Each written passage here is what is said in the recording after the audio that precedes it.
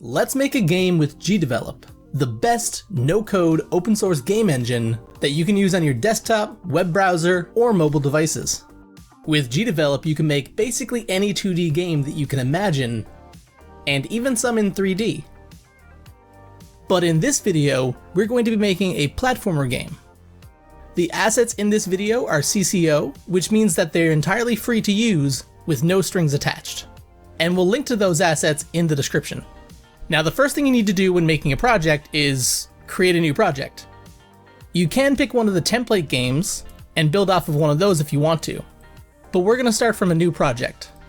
So we're going to click to create a project, pick our default size, give it a name, pick where you're going to save it, and then for this video we're going to be using pixel art, so we're going to select optimize for pixel art.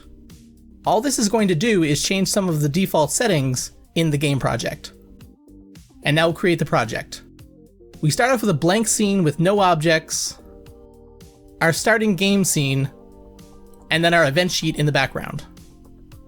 So the first thing we need to do for a platformer game is add our platformer character. So we'll click to create a new object. There are over a dozen different object types to pick from, but we're going to start with a sprite object for the character. We're going to click to import some images into this object. In this case, I already have them broken up into individual frames from the pack online. So we'll select the frames for the idle animation and add them in, and then change the time between frames to find something that's at a good pace. And we'll click here to make it loop. So this is the idle animation for the player. And we'll name that animation idle. Now the next thing we need to do to make it a platformer character is go to behaviors, add a behavior, and then select the platformer character behavior, which starts off at the top of the list. In here there are a bunch of settings for how fast the character moves and jumps, and whether or not they can grab onto ledges, or things like that. And lastly, we'll change the object's name to player, and press apply. Now we can drag this into the scene and you can see it's really tiny because this is pixel art to scale. So if I preview the game, you'll see the tiny character fall off the screen. The first thing we're going to do is go into the event sheet and click to add an event. The way the events work is really simple. On the left are conditions and on the right are actions. So if a condition is true, then an action will happen. So we'll start with the condition beginning of scene. So if it is the beginning of scene, something will happen. And in this case, we're going to set the camera to zoom in, and we're going to set it to 4 and base layer, so it will zoom in 4 times the initial scale on the base layer. And then we'll use another action to center the camera on the player at the beginning of the scene. So we'll use the action center the camera on an object and select the player object for the base layer. So now when the scene starts, we'll be zoomed in and the camera will start centered on the player. And then they'll fall off screen again. So now the next thing to do is set up the grid to be 16 by 16, and we'll add a tiled sprite object. And we'll start with a dirt platform. And this image is 16 by 16, so we'll set that as the default width and height, and rename the object as platform dirt. And then press apply. Then we can drag that platform into the scene, and here it is. Now, tiled sprites expand differently than regular sprite objects. A regular sprite object will grow in scale when you try to expand it, but a tiled sprite will actually repeat instead of stretching, which makes them great for building out levels and doing lots of different things with UI.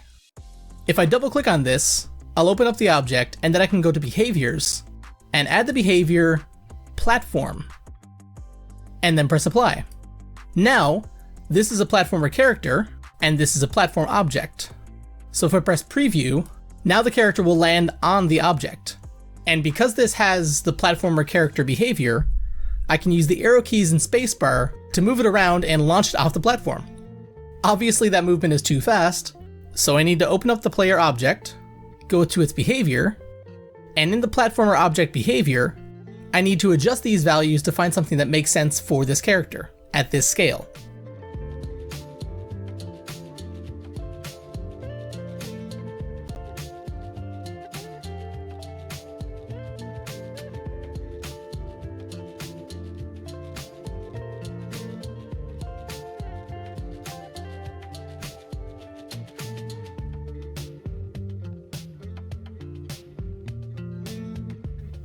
Now the next thing I'm going to do is build out the level. With GDevelop, you can use Tiled, a third-party tile editor, or LDTK, another third-party level editor, but for a level this size, it's actually easier to just use tiled sprites, like the platform we have here.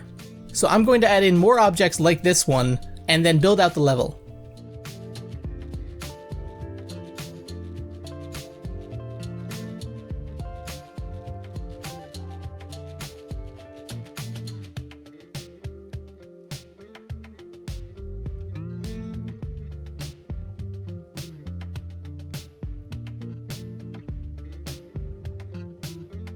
When I have an object in scene already that I want to copy, I can just press Ctrl and drag it to create a new copy of that object.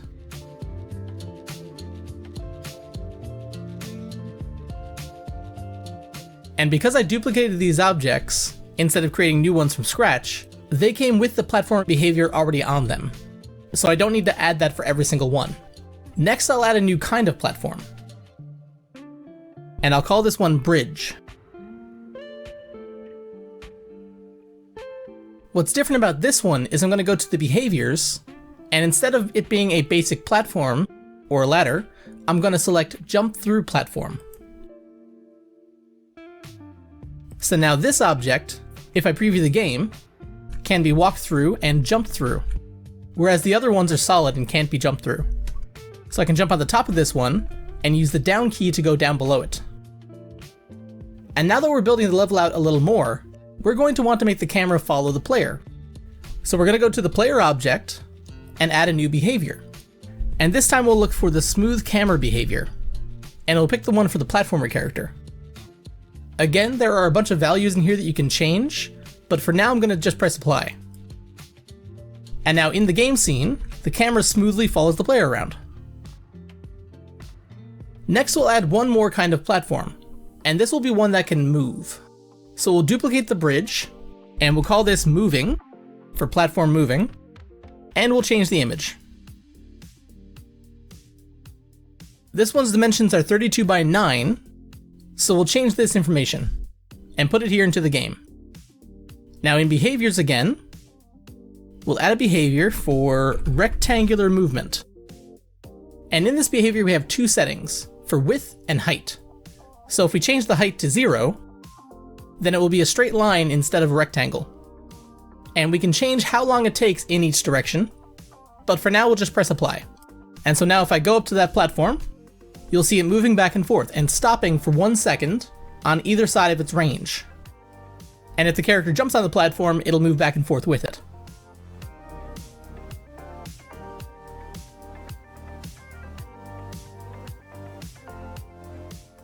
And there we go.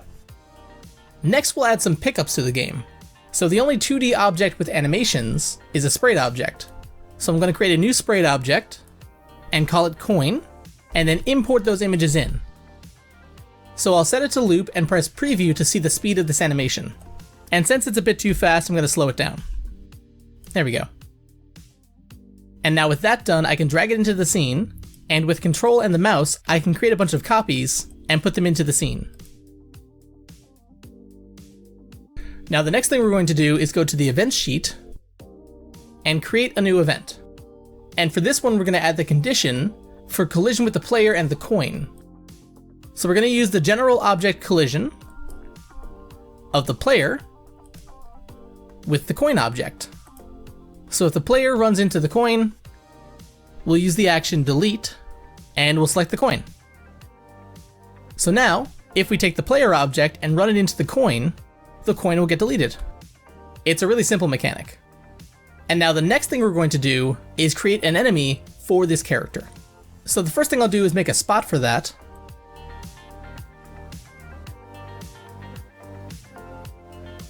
Where we're going to use these walls to check for collision to make the enemy walk back and forth. So for this one, I'm actually going to duplicate the player object because it has the platformer behavior, and we've already set up the movement speed to make sense with this scale. So instead of this idle animation, we're going to add in one for the walking enemy. We're going to select these images and delete them. And then we have the enemy's walk animation instead. So to prevent the player from being able to control this, we're going to go to the behavior and turn off default controls. So now the arrow key in space won't affect this object. And now I can put it into the scene. Before I preview the game though, I need to take away its smooth camera behavior because that will conflict with the player's smooth camera behavior. Now if I preview the game, you'll see that they fell down just like the player because they have the platformer object behavior. So now for the enemy, I'm going to add a new event and use the condition horizontally flipped. Because when the enemy runs into the ground in its path, we're going to use an action to flip the character so it'll go in the other direction. So we have one condition for is flipped, and then we'll invert this one as the condition for not flipped. So if the enemy is flipped, we'll use the platform behavior's controls to simulate left key pressed. So movement, platform behavior, platformer controls, simulate left key pressed. And then if it's not flipped, we'll do the opposite. We'll simulate the right key being pressed. And then finally, we'll go to the enemy object, edit points. So we're going to put a point on the object, add the point, and call it anything that we want to. In this case, I'm going to call it checker. And put it here in front of the character. As long as it's in front of the character and it will collide with the wall. So now that we have that point, we can create a new event and check if the point is inside of an object. And the object is going to be the platform stone, because that's what's on either side of the enemy. And then we need the expression enemy, so we'll select the enemy first, point X, because this is the X position and this is the Y position, along the grid. And then we'll put in quotation marks, and the autocomplete will show us the different points in that object. And since all there is checker, we can select that, and there we go. So this will check the X position of that new point that we made on the enemy. And then I can copy that down and change it to the Y point instead. So if that point is inside the stone, we will set it to flip the object. But now we need to do that again for the other direction. So if the enemy is horizontally flipped, and this point goes inside the stone platform, inside this, then we want to change it to the opposite. So if it is flipped, we're going to change it to no, not be flipped. And then if it's not flipped, we'll use the flip horizontally action and set it to yes to flip. So let's see that in action. If we go over to the enemy, we'll see it going back and forth way too fast, but it's working.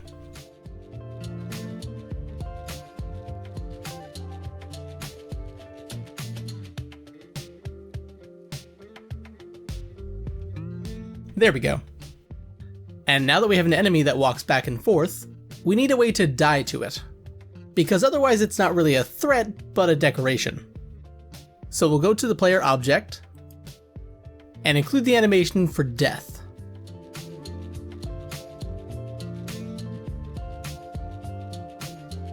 We'll set the duration, and this time we won't set it to loop. And then we'll go to the event sheet and create a new event. And we can just copy this event from above, where if the player is in collision with, but change the coin to the enemy object. We'll change the animation of the player based on its name to that death animation we just added. And then we'll create a new event and check if the animation is that death animation. Check the animation by name, select the player object, and if it's equal to death, then we'll use the action to deactivate the behavior of the player object and select the platformer object behavior and set it to no. So now when the player's animation is equal to death, we deactivate that behavior, and then we'll change the scene to the current one to reset the scene. So we'll use the action to change the scene and select the one that we're currently in. But if we left it like this, we wouldn't get to see the death animation play, because it would set the animation, making this condition true, and then immediately afterwards resetting the scene. So we'll use the action for wait X seconds, and we'll make it wait 2 seconds before resetting the scene. And to prevent this event from triggering multiple times, we'll use the condition trigger once. There we go. Now if I bring the player character over to the enemy and run into it, we die. And then 2 seconds later, the scene resets. Now let's do the same thing if we fall off the screen. So what we want to do here is set a boundary for the bottom of the screen. And the quickest way to do that is to just add an object and place it as the bottom of the screen. So we'll create a sprite object, call it boundary, and then we'll create one with Pascal. Pascal is the built-in image editing software in GDevelop that can be really handy for small tasks like this one. So we'll use the bucket tool and fill it with red, and then name the image boundary, and then save. And now we have a red square as the image for this object. Now place boundary into the scene and use it to mark the bottom of the level. Then I'll add a condition to check the Y position of the player object. So condition for Y position of the player object, if it is greater than, because the Y axis is inverted, so if the player falls beyond the boundary, the number will actually be greater than the boundary's position. So we'll use the boundary's Y position. And then we want this to happen for both of these. So I'm going to use the OR condition to check for either of these conditions. So now if the player is in collision with an enemy, or the Y position of the player is greater than the boundary, we change the animation to death. And then if the animation is death, we reset the scene.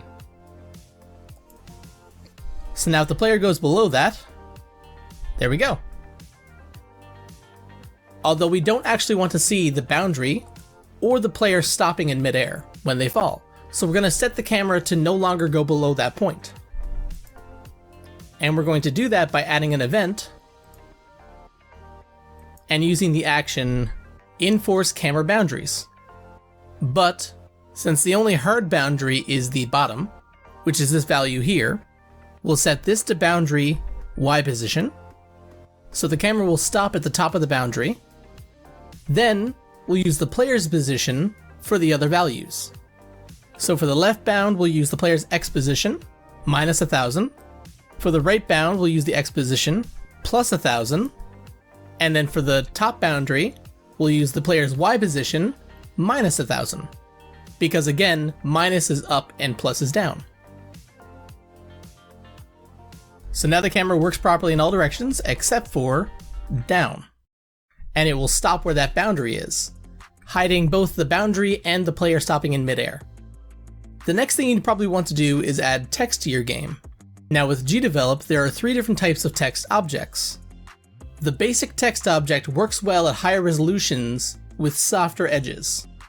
But when you're working with pixel art, it renders blurry because of that same smoothing effect that makes it look nice at higher resolutions.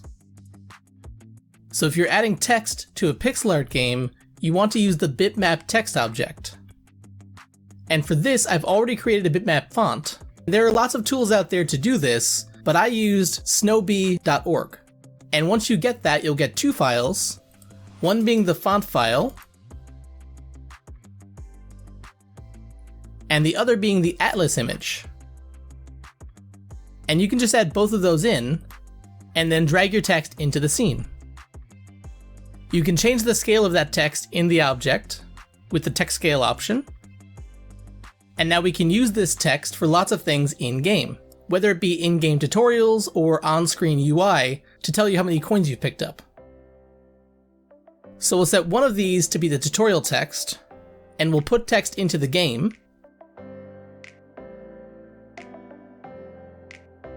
And then we'll duplicate that and make this the UI text. So since the camera is zoomed in 4 times for the UI, this is the actual size of the screen. So for the UI score, we'll need to change the scale to fit the size of the screen.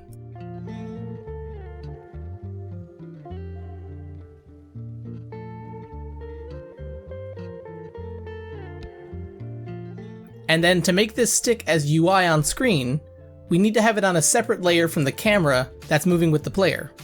So we'll open up the Layers panel and add a new layer. Call it the UI layer. And then in the Properties panel, set that text object to be on the UI layer. So now all of this in-game is on the base layer, and the UI text is on the UI layer. So if you preview the game, you'll see that this text is in the game on the base layer, and this text is stuck to the screen on the UI layer. And now we need to make that score text actually do something. So we're going to make that count up as we pick up coins. So I'm going to right click on the screen and go to Scene Properties, and then go to Edit Scene Variables. From here, I'm going to add a variable. I'm going to set that variable to be a number variable and call it score. So now, in the event sheet, where the player runs into and picks up coins, we're going to add an action to make that score variable go up by 1 each time we do. So we're going to go change number variable for scene variable, pick that score variable that we just added, and change the modifier to add, and then 1 as the value. And press OK. Now, when the player collides with the coin, we delete that coin and add 1 to the score. But on top of that, we also want to change the text.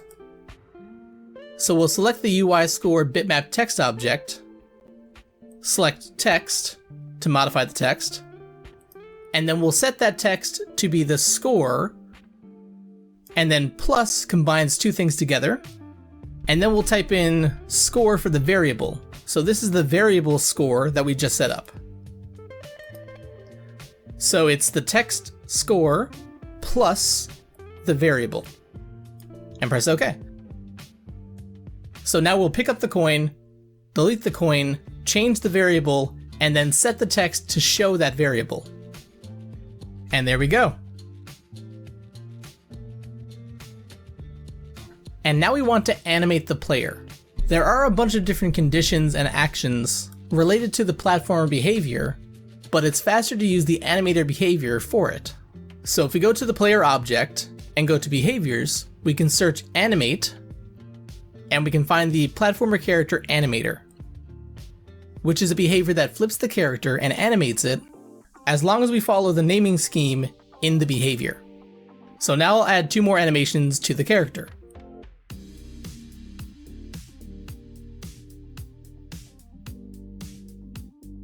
One for jumping. Make sure to name that jump.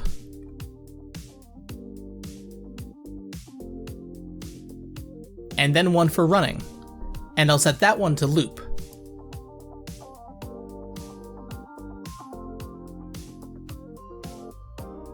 And then I'll press apply. Now, when I walk around, the animation changes to the run animation. And when I jump, the animation changes to the jump animation. Now you might have noticed that the character goes behind these objects in scene, and that's because every time you add an object to the scene in GDevelop, it adds one to the next object's Z value. So the higher your Z order is, the further ahead in the scene you are compared to other objects in the scene. So if I change this up and down, you can see the character going behind and in front of the objects. So if I just put that up to a higher number, and then preview the game, the character will no longer go behind those objects. Now the last thing to do is make the scene look a little prettier and then add sound effects. So I'm going to add a series of tile sprite objects to use as the background.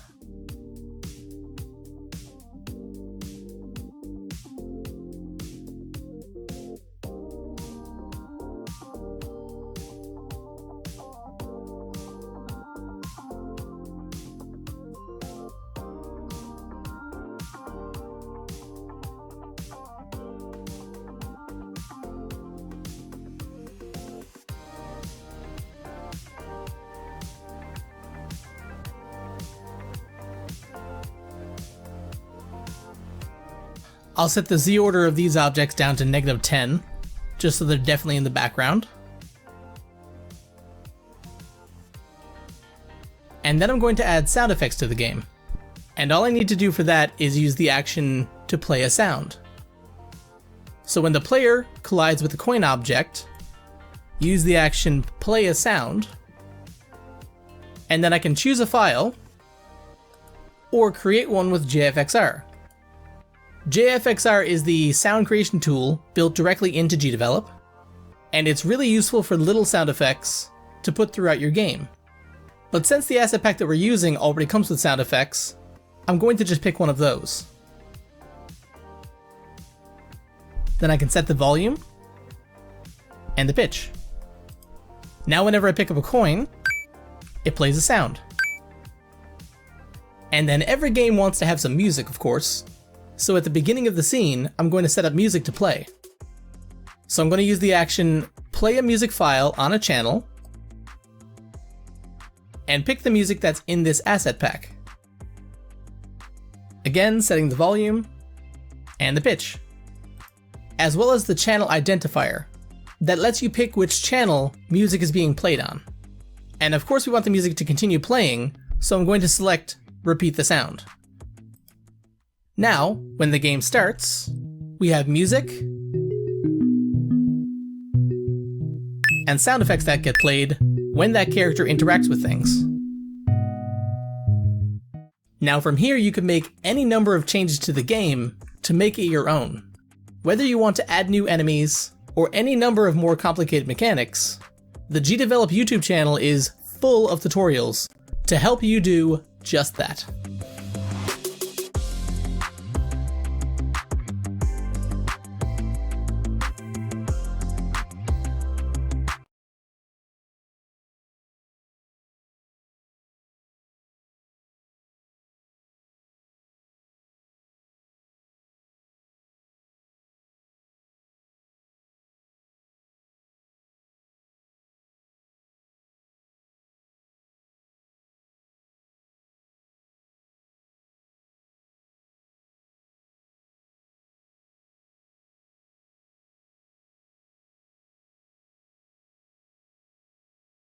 We're going to go over all of the built-in behaviors in GDevelop, as well as talk about some of the other behaviors that work with those ones to do things that you probably didn't know were possible in GDevelop.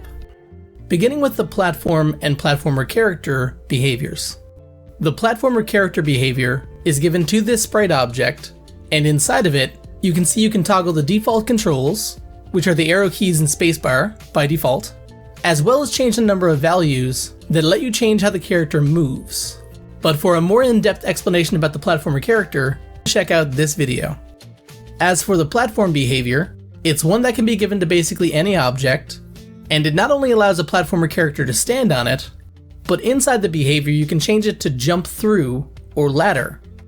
And so if I add this object for jump through into the game scene, I can then preview the game and have the character jump up through it. When a platform is set to be a regular platform inside the behavior, the character will just bounce into it and can't jump through it. And then if I add this third object that's set to ladder, I can build a ladder into the game, and with the up and down keys, the player can go up and down the ladder.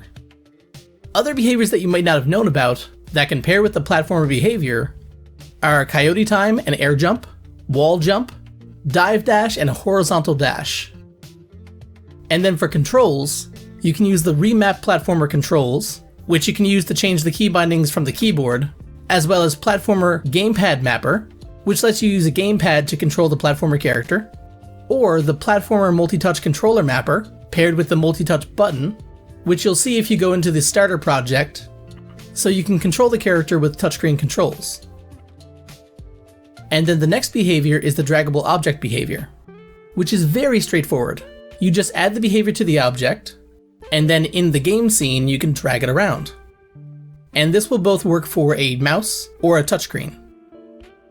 And then the next built-in behavior is destroy when outside of the screen, which basically just means that any object with this behavior will be deleted when it goes outside of the game screen. And to show how that works, I'm going to place this cannon into the scene, and it's going to fire the cannonballs that have that behavior off to the left. And then I'm going to set the draggable object to the foreground layer, and then use these events to let me drag the camera around. And then if I preview the game, you'll see that the cannonballs are going to the left, but if I try to follow them with the camera, any of the cannonballs that have already left the screen have been deleted. And if I stay to the left side away from the cannon, none of the cannonballs are coming because they're being deleted because they're off screen. This behavior is especially useful for bullet hell games because if you don't delete the bullets once they've gone off screen, then those bullets will stick around in the game and slowly start to hurt your game's performance over time. The next behavior is the top-down movement behavior, which is a behavior that you add to an object, and then you're able to toggle off the default controls, which are the arrow keys, and change the values inside the behavior to determine how the character moves. Just like the platformer character, this behavior comes with a number of actions and conditions that help you check the state of the character and what direction they're moving in. And inside the behavior, you're able to determine if the character can move in 4 directions or 8 by allowing diagonals. This behavior can be used with the pixel perfect top-down movement behavior, which can help give your game those classic RPG controls, as well as remap top-down to let you change the keyboard keys, top-down multi-touch controller mapper for multi-touch controls, like the joystick being used on screen, and then of course top-down gamepad mapper. Then there's the anchor behavior, which is being used on this joystick on screen. If I go into the object, you'll see the anchor behavior is there, and anchoring is set to the right-hand side of the screen. So if I add this other joystick object to the game, and put it on the same layer, you'll see exactly what anchoring is doing. So when I preview the game and change the size of the screen, you'll see the joystick with the anchoring behavior is staying in the same place, relative to the side of the window. And this is essential for any game that's going to expand with the size of the screen it's on. Next is the pathfinding and pathfinding obstacle behavior. If you add the pathfinding behavior to an object, you'll then be able to set how it moves and the size of the grid that it moves on. Pathfinding is done with the object's origin point, and uses a grid to try to find the best path between the object and the selected point. The pathfinding obstacle behavior is used to prevent objects from going through certain things in your game. So inside the behavior, if it's set to impassable, then pathfinding objects will go around it. But if it's not set to impassable, pathfinding objects will use the cost to try to determine which way is the better way for them to go. A useful behavior that works along with pathfinding is the pathfinding painter, which you add to the object with the pathfinding behavior, and then you need to add a shape painter object into the game scene, and then you can use the action to display the path the object is trying to travel on. With the pathfinding behavior, you only need to set the destination once to make the object move from where it is to where you want to go, so you don't need to run it every frame. Next is Physics Engine 2.0, which applies physics to an object. Physics objects only interact with other physics objects, and they come with a number of different values and settings that lets you control how they react in-game, but to learn more about that, there's this playlist on the Physics Engine. A behavior that works alongside the Physics Engine that's being used right now in this example is the draggable physics behavior, which lets you drag an object that has the physics behavior. And then the next behavior is the light obstacle behavior.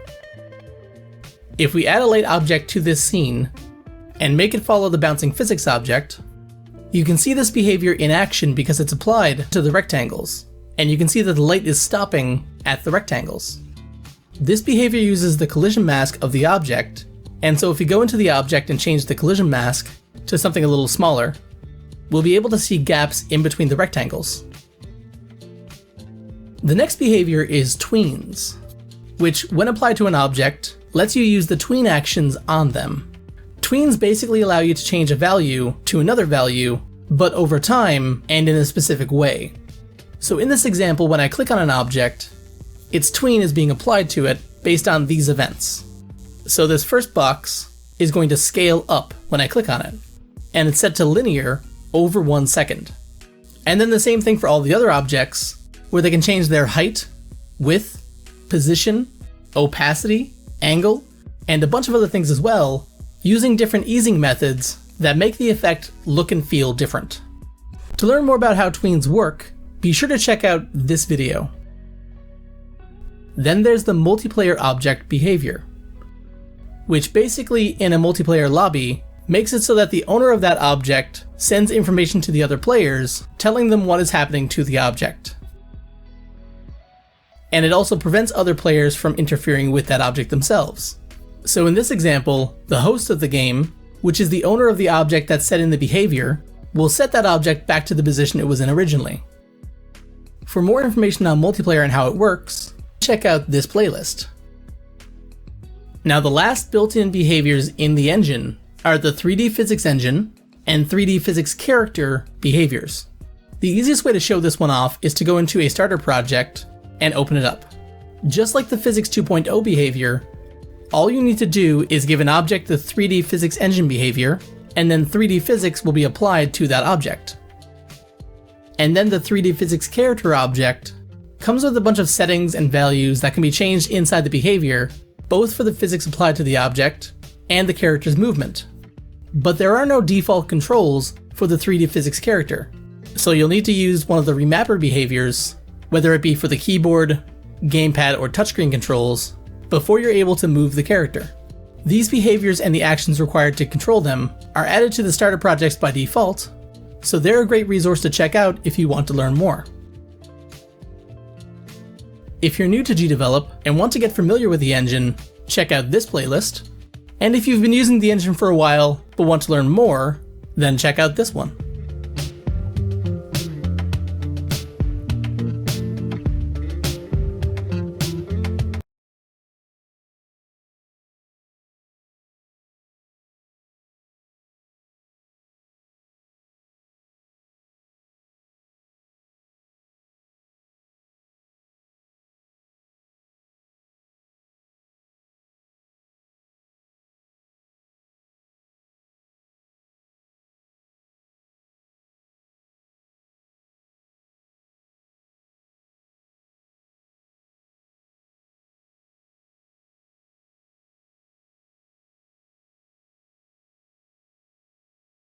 You know what an extension is, don't you?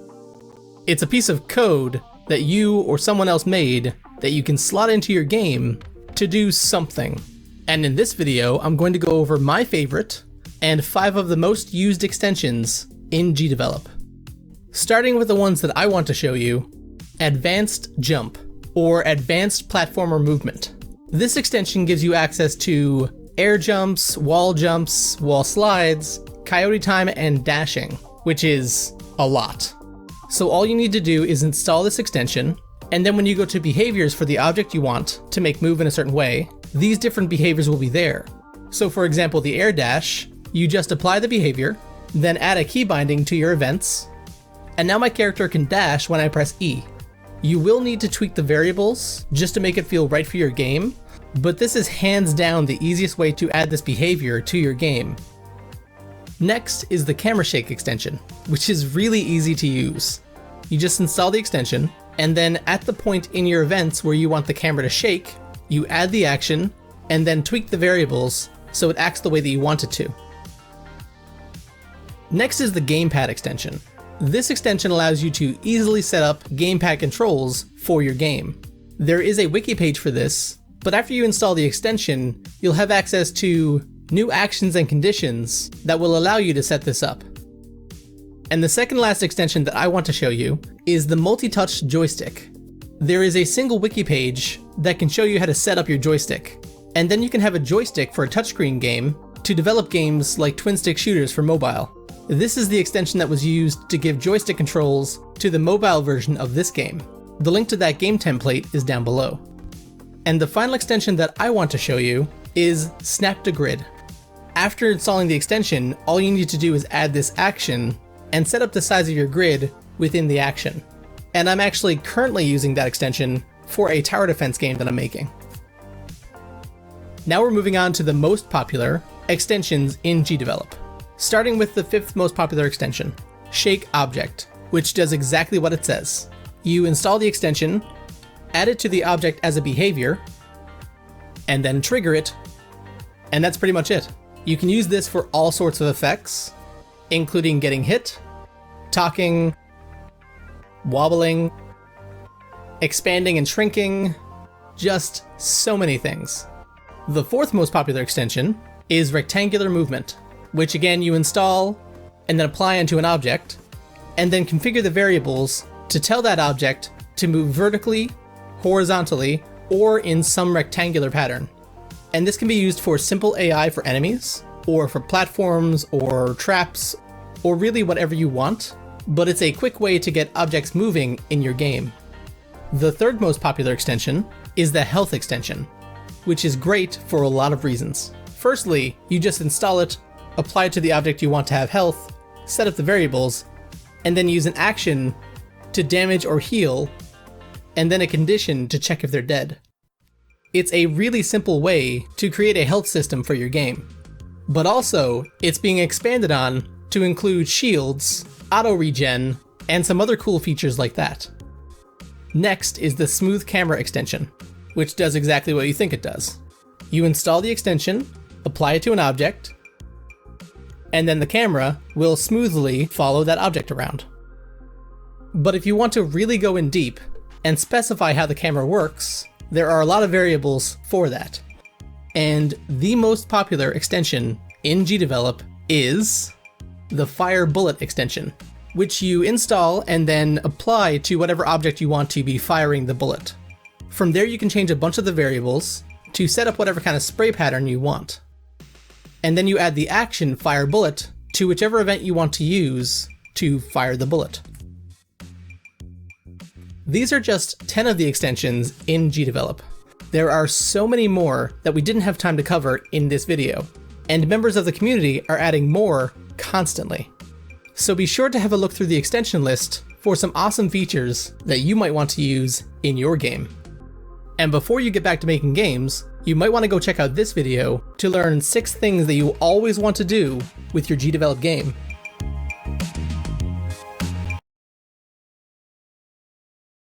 This is the best way to set up levels and a level select for your game. In this video, we're only going to have 2 scenes, one for a level select and one for a game scene, and then have all of our levels built in external layouts. Which means that if you need to make any changes to your game, you have one master scene to work from instead of needing to tweak a bunch of different level scenes. So let's jump in. In this project, there's just the game scene and level select.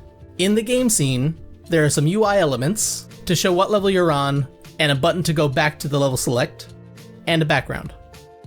As well as a tile map for building out levels, a player object, and a goal for the player to get in each level.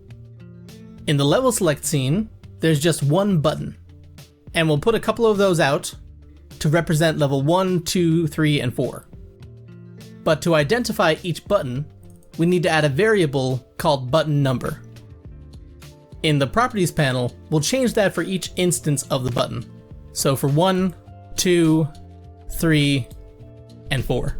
So each button has its own number. Then in the event sheet, we'll add an event with the condition beginning of scene, and then add another event of the for each object type, and select the button. Then set the label text for each button to equal the level select button's button number. Then at the beginning of the scene, the game will repeat that for each button and modify the text. 1, 2, 3, and 4. Then we want to select levels with the buttons. So we'll make an event with the condition is clicked for the button, and then the action to change the scene to the game scene. But this is just taking us to the master game scene and isn't actually selecting a level. So now we need to go to global variables and add a variable for current level. And it needs to be a global variable because it needs to carry over from the level select scene to the game scene. So when the button is clicked, we'll add the action to change the variable value of the current level to equal that button number. So now when the button's clicked, the button number gets saved as the current level. And then we go to the game scene to use that information. So here in the game scene, we want to go to the event sheet and add an event for creating the level. We'll add this to the beginning of scene event, and then use the action, create objects from an external layout. And then instead of selecting an actual layout, we'll use an expression, level, in quotations, plus the variable for current level. So the engine will read this as text for level plus that button number. So level 1, level 2, level 3, and so on. And then we'll set the position the level spawns at to 0, which is the top corner of the game scene. Now before we can create a level in the game scene, we need to actually create a level. So in the project manager, at the bottom, you'll see external layouts. So we're going to add an external layout, and we're going to call it level 1, because that's how we're going to select this layout in the game scene. So then we click into that and choose the level to attach the external layout to, and in this case it's the game scene.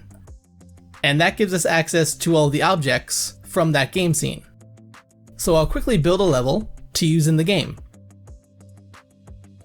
where we have the player and the goal object. So now back to the level select, and we're ready to try this out. So if I preview the game and click on the button 1, I'm taken to the game scene where the current level variable is used to pick the external layout level 1.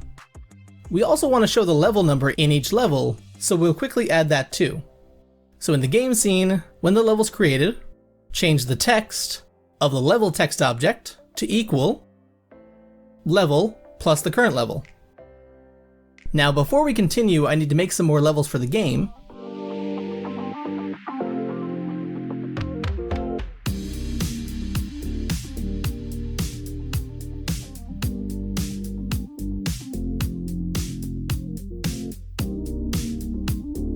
And now that I have 4 different levels made, we can string them together. So in the game scene's event sheet, we'll add an event for when the player object collides with the goal object, where we change the current level variable by adding 1 to it, and then change back to the game scene, which will restart this scene, but with the current level changed to 1 above. If I preview the game and start at level 1, you'll see that I'm on level 1, and if I go to the goal, the game scene will restart, but now on level 2. And because the current level is changed to 2 instead of 1, when the game starts, it picks the level 2 external layout, and then 3 and 4. And then you'll need to add another condition for when the collision happens and you're out of levels to go to. So in the event sheet of the game scene, we'll add 2 sub-events. And we'll check to see if the current level is greater than 4. And then if the current level is equal to or less than 4. We add to the current level like before, but this time, if that level number is above 4, then we'll go back to the level select. But if it's 4 or less, we'll go to the game scene, because we have up to 4 levels that they can play. Now to finish up this example, we need the button in the game scene to work, and we need to not be able to select the buttons in level select unless we've unlocked the levels in the game. So in the game scene, we'll quickly add an event where if the button is clicked, we'll change the scene to level select. And then to prevent players from being able to access levels they haven't actually unlocked yet, we need to add another global variable. And this time we need to add an array. An array is kind of like a folder that can hold other variables, and so for us, we're going to add 5 different variables, where we have level 1, 2, 3, and 4, and we'll just ignore 0. So what we're going to do is use 1 as unlocked, and 0 as locked. And then in the level selects event sheet, we'll add a sub-event to this repeat for each instance event for the buttons, and use the condition compare 2 numbers. And so the first number will be the variable we just set up, so the unlocked levels, and to pick the number we want to get in the array, we're going to add square brackets, and inside the brackets, we'll use the button number, and see if that is equal to 0. So in our global variables, we're going to check if the button number 1 is 0, and then we'll check if 2 is 0, 3 is 0, 4 is 0, and so on. And if it is equal to 0, we'll just delete that button. So now if I preview the game, I only have 1 button, because only number 1 in our array list was set to 1. Everything else was set to 0. So now we need to go to the game scene and change those variables whenever you beat the level. So in the game scene's event sheet, when the player runs into the goal, we'll change the variable for unlocked levels, and then again in square brackets, we'll put current level, and we'll set that to 1. The autocomplete won't work for this, so make sure you're spelling it correctly. So now if we preview the game and click 1, if we go back to level select, we'll just have 1. But if we go to the goal and get to level 2, from here if we go back to level select, level 1 and level 2 are unlocked. So I can click back into level 2 and go there again. And the same thing for 3 and 4. And because level 4 is our last level, when I beat that scene, I have all of the levels unlocked. If you'd like to learn more about how to build a game with GDevelop, be sure to check out this playlist.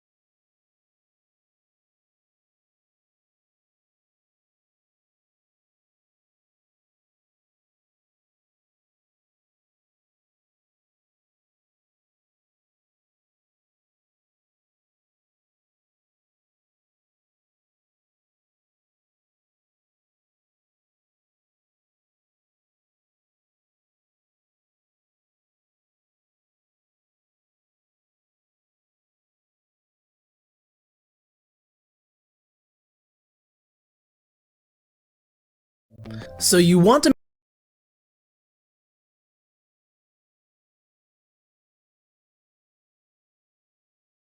Let's talk about the easiest way to make menus and UI in GDevelop. And that's with the new custom objects. When you click to add a new object, you can find them in the new objects from scratch list. There's a button, a slider, a toggle switch, a resource bar, and a resource bar that uses separated units. And when you click on one of these, it'll take you to a bunch of pre-made ones you can pick from, or you can click skip and create from scratch. If you pick one of the ones that are pre-built, it'll come with all the values for that button already added to the object. But if you want to add your own, there's no problem switching out the images and changing the values yourself.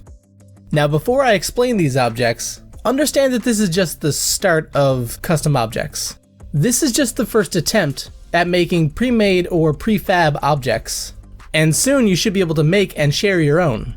So we'll not only be able to make and share extensions with each other, but we'll be able to make entire objects to make game making even faster and more accessible to everybody. Now let me start with the button. It has a text label that's on top of it, an idle state with its own image, a hovered state with its own image, and a pressed state with its own image. And so when you go to the event sheet and add a condition related to a button, for 90% of what you're doing, there's is clicked.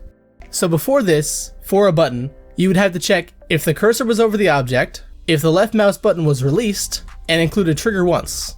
And then you would need a whole list of events just to control the animations of the button. But now it's all taken care of by the object. The next two I want to cover are resource bars, one being the continuous bar type, and the other being individual sprites. The bar type has text, a fill bar, a buffer, and a background. Whereas the resource bar with the individual sprites just has the fill bar, and background. And you can immediately tell what these two are for because you've seen them in games before. You'll often see the bar type used for a stamina bar or things like that, and the sprite one you'll usually see for ammo, health, and some kind of consumable. Now for both bars you set the initial and maximum value inside the object itself.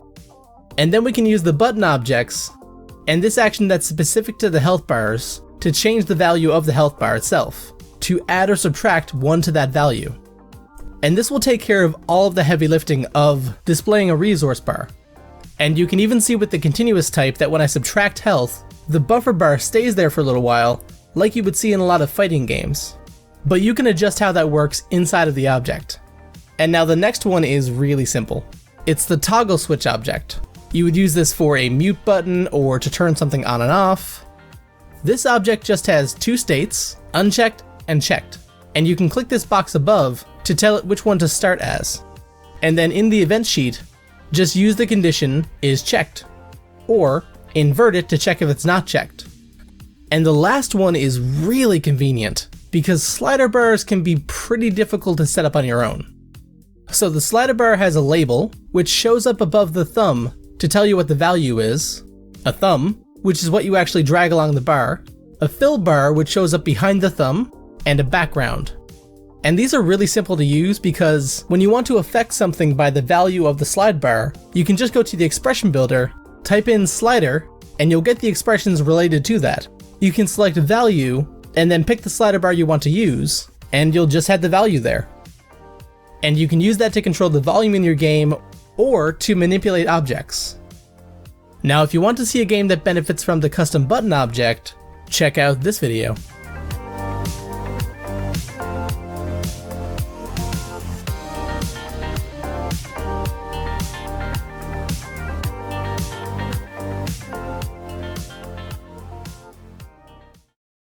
Let's make a cyberpunk mobile racing game.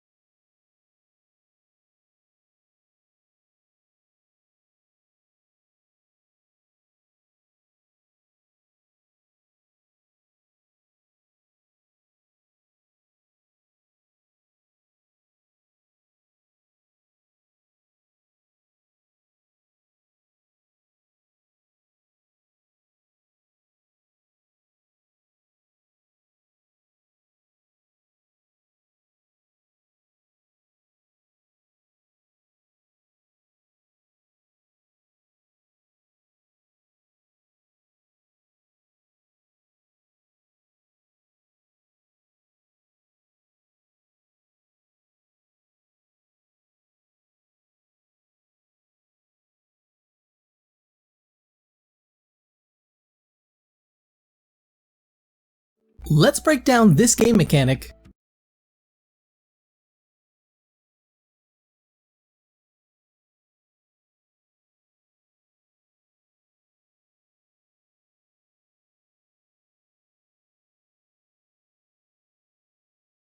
Check out these games that were made in 10 days using GDevelop.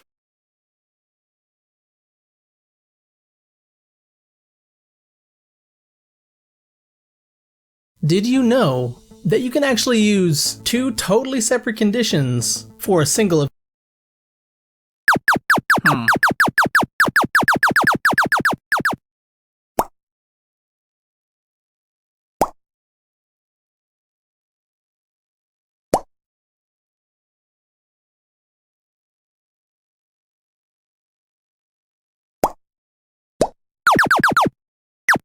Yay!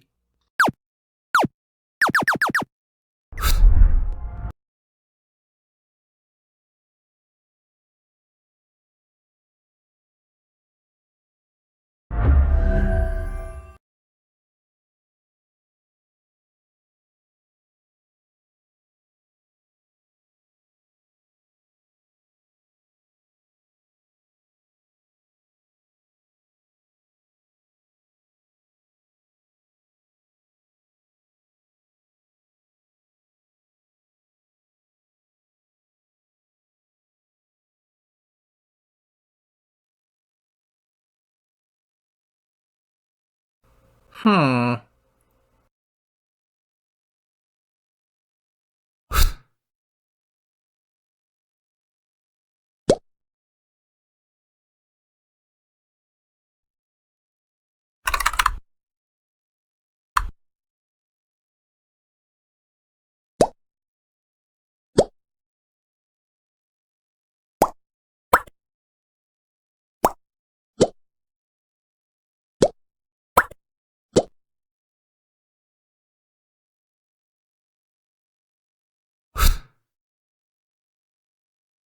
Yay!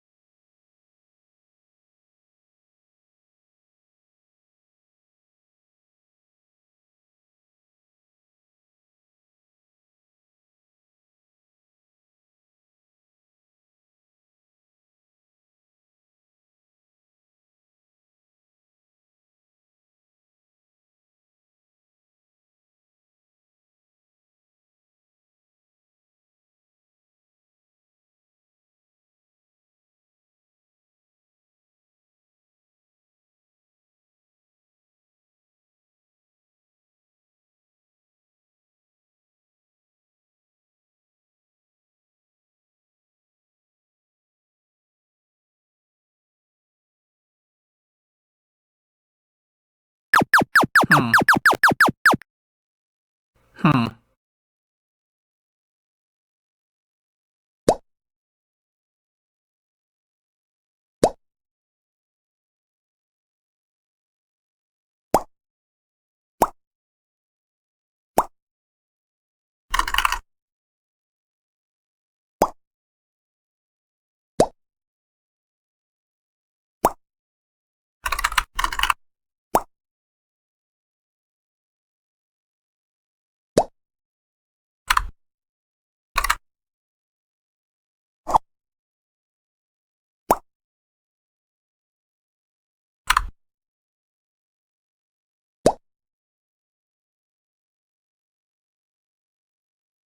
Nice.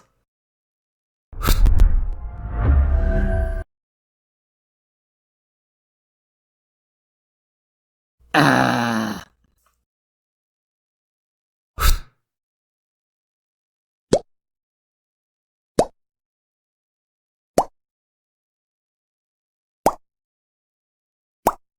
Hmm.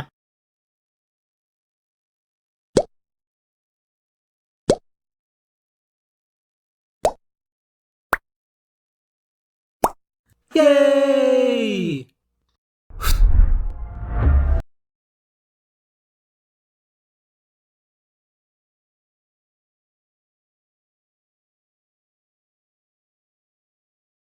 Did you know that you can actually use two totally separate conditions for a single event? Like in this example, where I have the player dying to the enemy.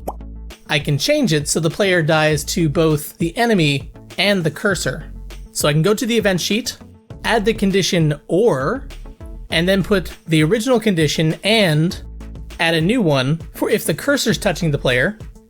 And now this event will trigger if either the player is touching the enemy or the player is touching the cursor. And now I can torment the player. And now you can ask people, ah.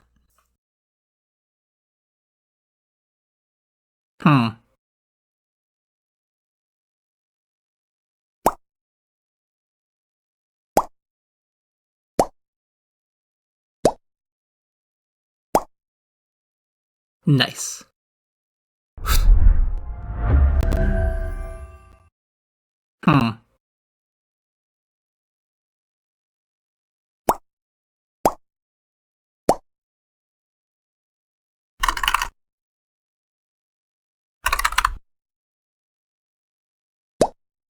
Nice.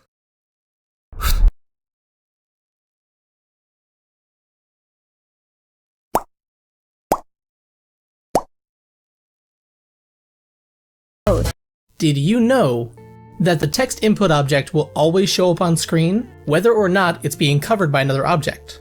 Which makes fading in a scene like this impossible to do unless you use events to fade the opacity of the text bar along with your fade. You can set the object's opacity to 0 and then fade it in along with your scene transition, and it'll look like this. And now you can ask people, did you know that you could use external events to use the same chunk of events in different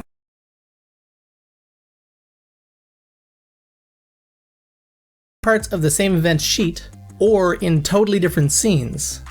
You can also link to an entire scene's worth of events. Like in this game, where all of the logic is written out in the first scene, but then for the rest of the levels, they just link back to that first one. And you can do this by right-clicking, adding a link to an external event sheet, and then selecting the level that you want to copy from. And now you can ask people, did you know that if I wanted to spawn a number of hearts around this character, just like this, I don't need to add events to do it 7 different times. I can just add a new event, select the repeat type, and set it to 8. And when I preview the game, it does the exact same thing. So now you can ask people, did you know that if I wanted to apply something to every object in a scene, like giving these hearts to the bunny, I wouldn't need to copy and paste the logic for each object. Instead, I can go to the event sheet, add the event type called for each, and set it to the object group for bunnies. Now when I preview the game, everybody gets a heart. And now you can ask people, have you ever wondered how well your game is performing across multiple different platforms? Well, in GDevelop, when you have your project opened, you just go to your game dashboard and then click Manage Game. Go to your analytics, and you'll see the analytics for your game across all different platforms, including the bounce rate, the number of sessions, and how long players are playing the game for. But now, do you want sound effects for your game? Something for when you jump? Or jump to your death?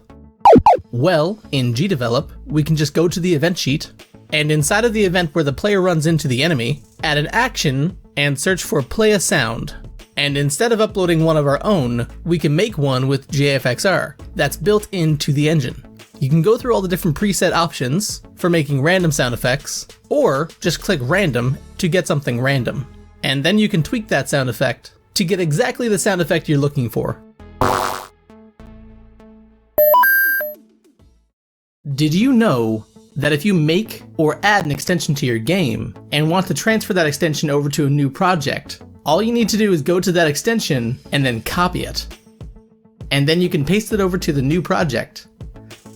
And you can actually do this with objects too, but you'll need to transfer over the assets as well. Now, you probably know that when making a game, it's important to keep your events organized. But on top of just grouping and properly labeling your events, you can also color code them. If you right-click on an event group and press Edit, you can change the color of that group. And you can do this for comments as well. You might want to know how to make an enemy walk away from you if you get too close.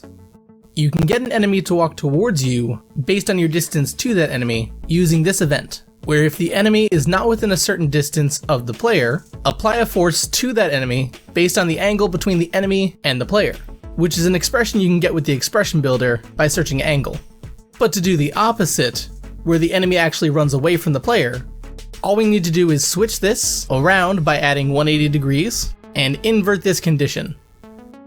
So when the ghost is within a certain distance of the player, it will walk away.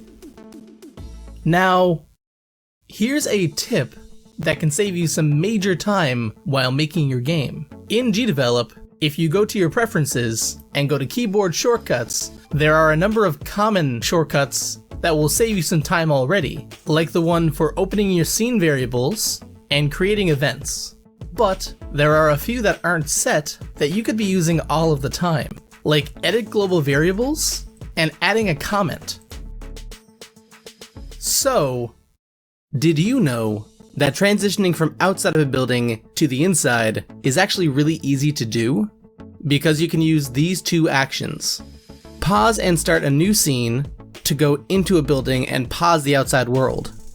And then stop and go back to a previous scene to go back to the outside. GDevelop now has version history built into the engine. As long as you're using a cloud build of the game, you can open your version history to see your latest saves. So if I move this object over here, save to the cloud, I can go to my version history, and I'll see them both there, but especially important is that I can click on this and open this version. And it's really exciting because GDevelop has 3D raycasting, which makes it a lot easier to interact with the 3D space, and for shooting these targets. To get the 3D raycasting, all you need to do is go to your project manager, go down to extensions, and search for raycasting. That's it. 3D tools in GDevelop are constantly improving. And now, this is the fastest way to change your character controls in GDevelop.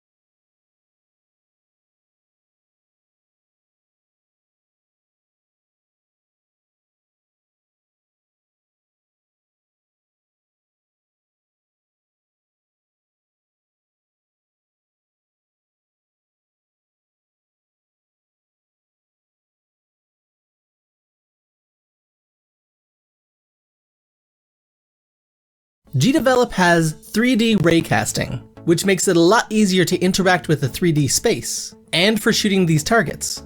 To get the 3D raycasting, all you need to do is go to your project manager, go down. This is the fastest way to change your character controls in GDevelop. If you have a platformer character and you don't want to use your arrow keys to control your character, you can either go through the event system and create a bunch of events for every different key press, or you can add a behavior.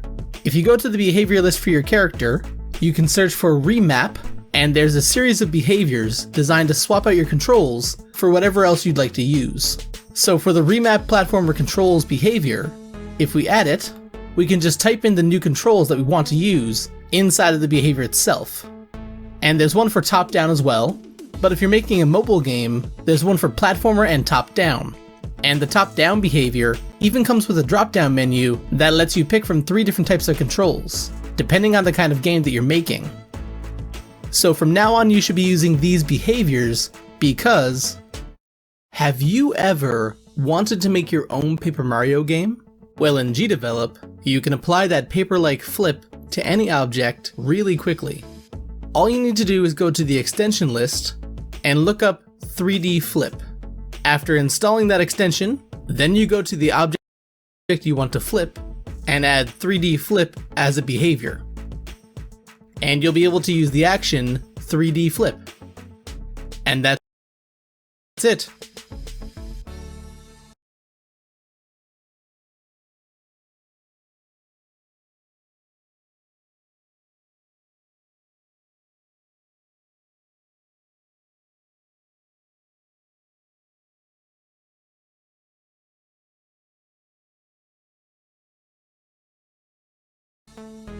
So, it is getting even easier to make a 3D game with GDevelop. Once you've got your 3D camera attached to a 3D box for the player, all you need to do is go to that 3D box, open it up, and go to behaviors. And from there you can add the behavior walk 3D. Once you've added that, you can tweak the values to change how tight the controls are, use the actions for simulating controls, and then when you preview the game, the 3D box you've got your camera attached to can now move around.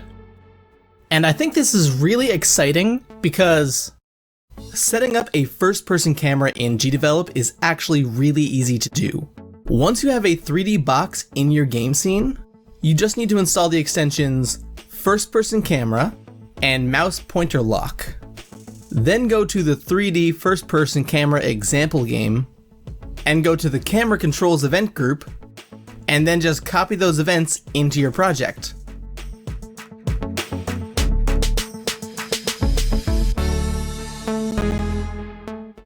First-person player movement isn't very hard to set up, because once you've got the first-person camera set up with a 3D box, and you're using the extension Walk 3D to get the character walking around on the ground, then you just need to attach the new extension Jump 3D onto the character, and then they can jump.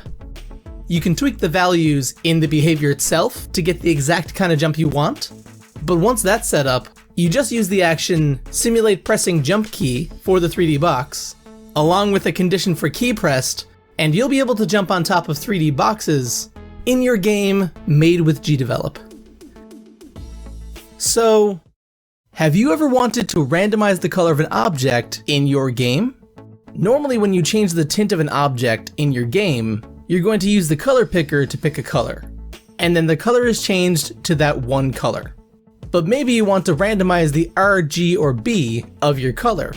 Well, if you look at the value you have in Engine, you'll see 3 different sections, and it's a text. So, we can do something like this, where we randomize from 0 to 255, which is the maximum possible value, and then use toString to change that value into a text. You can even get more specific by randomizing just one value, using random in range, and changing the inside value to 100 to 200.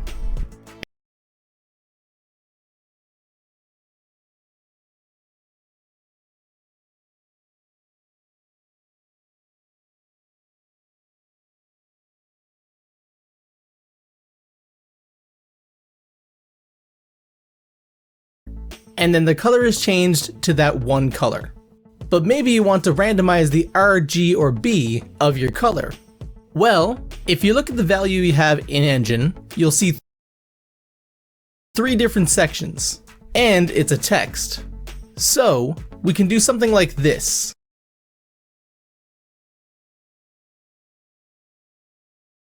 Where we randomize from 0 to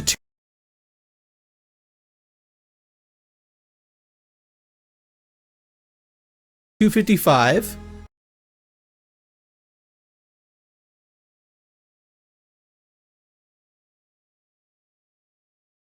which is the maximum possible value, and then use toString to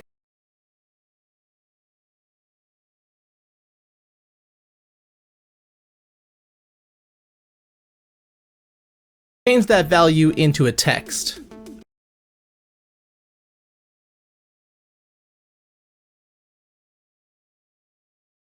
You can even get more specific by randomizing just one value, using random in range,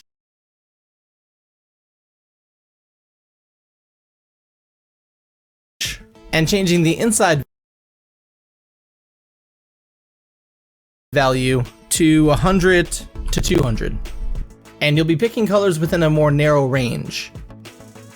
And so, the way your platformer character moves is extremely important. Whether you're making Mario or Super Meat Boy, the controls have to be exactly right for that kind of game. And so in GDevelop, we have a pre-built platformer behavior that has some default settings that might not work for every game. So if you go to your player character and go to behaviors, and if you have the platformer object behavior added to your character, you can scroll down to the walk section. And 2 really important values here are acceleration and deceleration. You can have them both equal and really high to get really tight controls, but they might feel a little stiff. So in a lot of games, like Celeste for example, your acceleration is slightly lower than your deceleration. So when you start moving, you build up speed slowly, but then when you want to stop, you have better control there. In every game, you'll need to mess around with these to find what's right for your game's scale and gameplay, because a really simple way to make pickups or other objects in your game more interesting to look at is by adding the shake behavior to the object and then using the action to shake the object. So in this case, we can make this one go up and down like it's a floating object waiting to be picked up, and then make the other object scale up and down, and set them to keep shaking until we tell them to stop. Now you can see this one going up and down, and this one scaling. And that can be used to add a little more life to your game.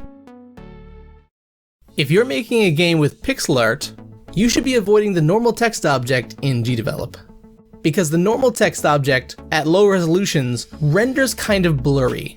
It's a pretty good tool at full scale, but when you need to zoom in your game's camera for pixel art, you're better off using a bitmap text. Bitmap text is actually rendered as an image, so it renders in the same way as your sprite. And so when zoomed in and at lower resolutions, it's going to be much clearer than the normal text object. And that's why, if you're making a game and the background doesn't quite fill up the whole screen, there's a quick fix for that. You can open up your background image and go to Edit with Pascal. And then you can go down to the bottom of your image and copy the value of that color. Then open your scene properties and change the background of your scene to that color. And that's it. Now your game's background image blends in with your game's background. So, do you want to make games but you don't know where to start? Well, GDevelop, the no-code game engine, has examples for a bunch of those old classics like Pong, Breakout, Solitaire, and Minesweeper. Although the actual easiest way to start is with a platformer game, for which we actually have lots of examples. Pausing in a multiplayer game is actually really easy to do. When you set up a multiplayer lobby, by default, the other players in the game are synchronized to the host. So if you use a variable to control when the game is paused or unpaused, then whenever the host pauses the game, it will pause all of the other games too. But if you want everyone to be able to pause the game, then you just need to add the action to take ownership of a variable. So whichever player presses the pause button will then own that variable and tell all of the other games to pause.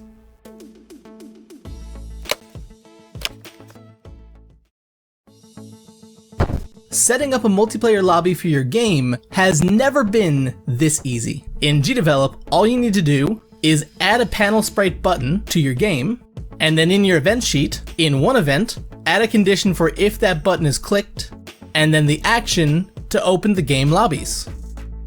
Then for when those players click start, have a second event with the condition lobby game has started, and then change the scene to the game scene that you want them to play in. And that's it. Now your players are synchronized, and you can use their player number, 1 to 8, to decide what they're able to control in the game.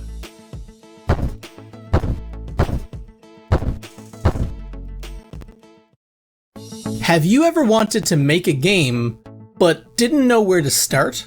Well, GDevelop has these awesome guided lessons that you can pick from to learn specific mechanics for different kinds of games. You can find them in the Learn tab on the engine homepage.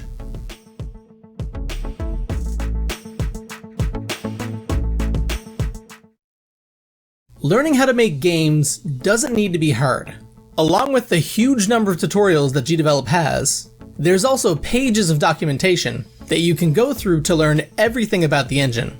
Pages will break down how things work, and will even have links to specific examples in case you want a hands-on approach. Did you know that in order to get players into your game as quickly as possible, your game assets, with GDevelop, load in scene by scene instead of all at once at the beginning? And this way, players can get into the first scene of your game without needing to wait for everything else to load, ensuring that you don't lose any players because of long loading times.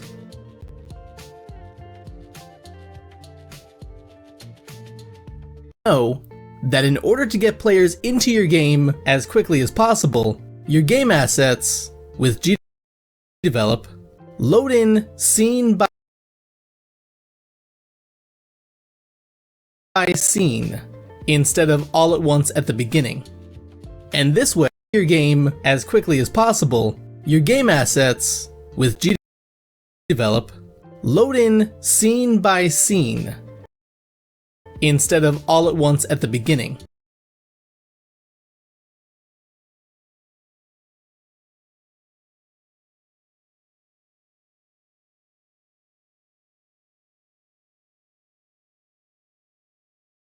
Let's break down this game mechanic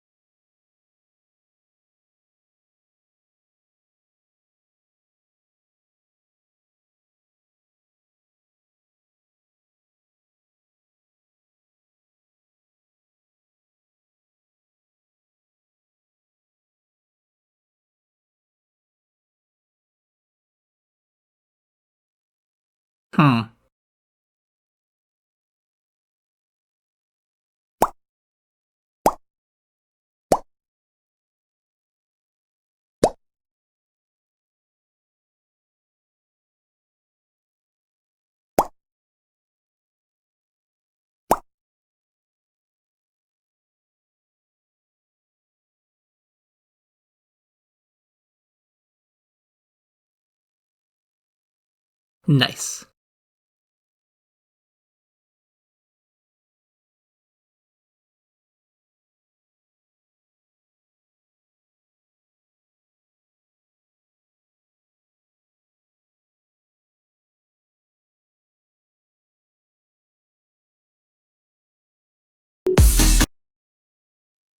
How to add gamepad controls to your game with G.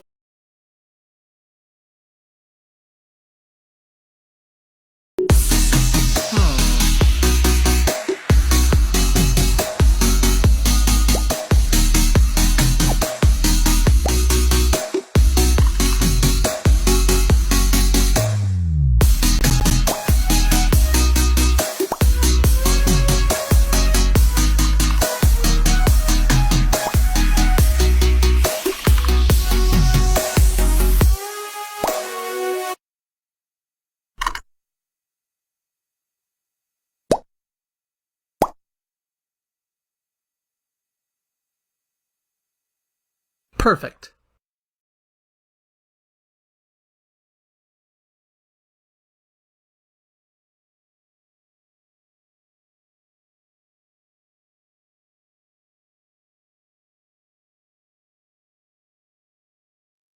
Hmm.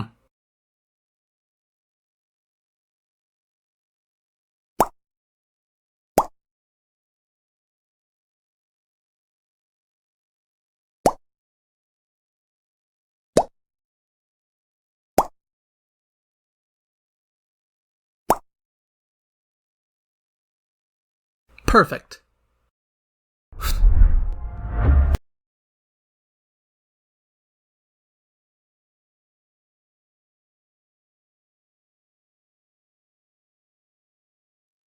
Hmm.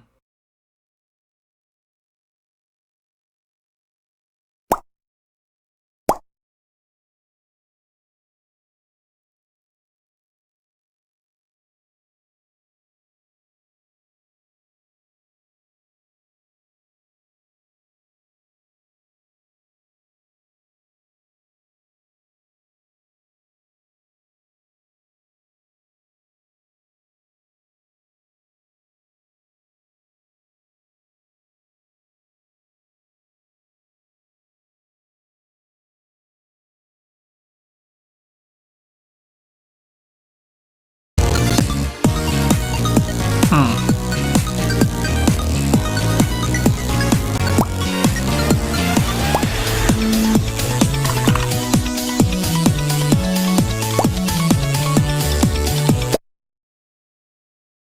Hmm.